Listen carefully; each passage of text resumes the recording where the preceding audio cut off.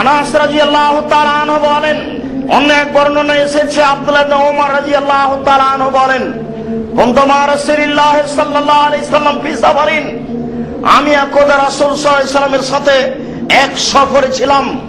ফাসামিয়াল মাজামির, তিনি বাদ্যযন্ত্রের শব্দ কানে শুনলেন।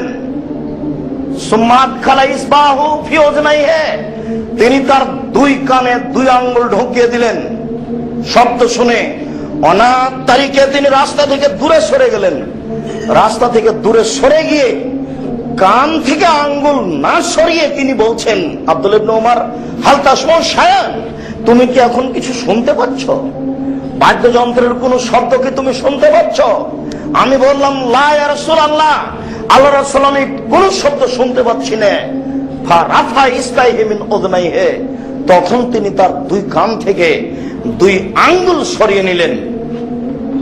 আর তিনি বললেন, এই গান বাজনা, খেলতামাশা মানুষের অন্তরে মুনাফিকিকে প্রকাশ করে, মানুষের অন্তরে মুনাফিকিকে প্রকাশ করে।